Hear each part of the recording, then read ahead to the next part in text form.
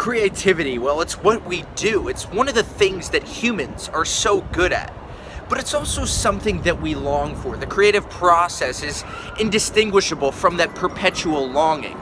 You know, that feeling, it's like having a word at the tip of your tongue. Like it's there, but you can't quite grasp it.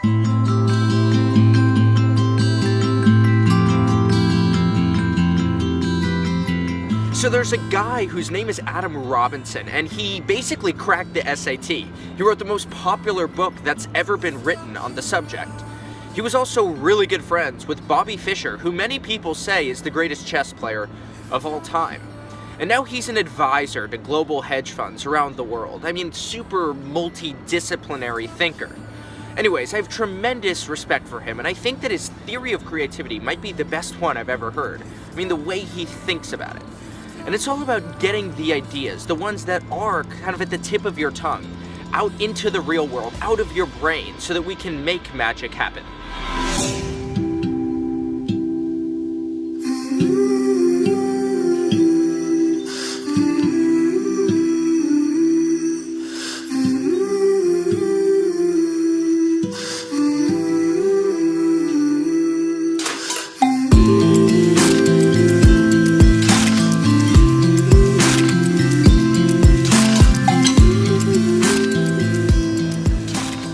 So let's explore this. Well, he says that there's 3 B's to creativity. There's bed, there's bath, and there's bus. And now let's dive into this idea. Well, you know how we so often come up with fresh and creative ideas when we're unfocused, unconscious, or maybe even semi-conscious?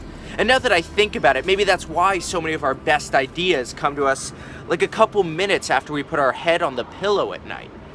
Because that state of semi-consciousness is most beneficial after an intense period or an intense day of thinking.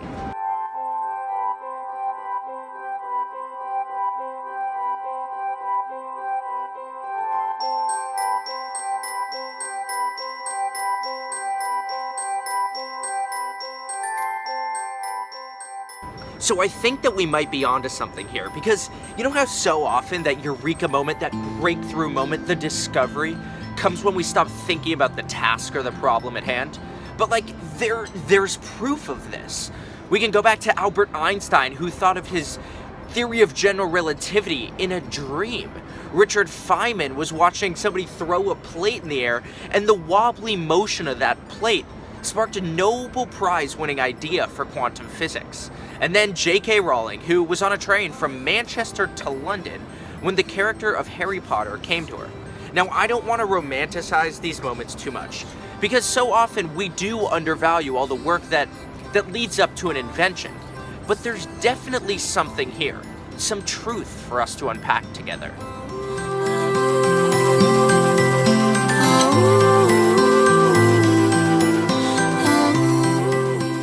If we look really closely here, we can find a pattern. See, these insights happen when the creators were doing something other than thinking, other than their usual work. They were doing something relaxing, something different. And in other words, the 3 B's: bed, bath, and bus. Because when we enter our bed, we're going into a subconscious state. And then the bath is a metaphor for enjoyable relaxation, which lets the mind wander. And then the bus, a metaphor for travel, a new place, new connections to be made. And through that, spontaneity, serendipity, creativity.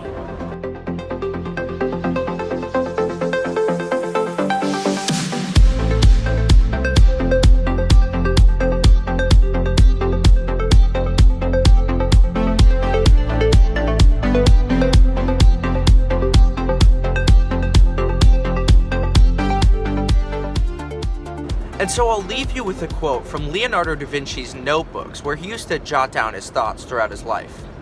Now, he saw the world as a spotted wall, a place for him to make connections, to project his thoughts.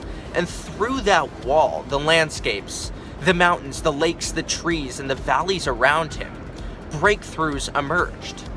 Bed, bath, and bus.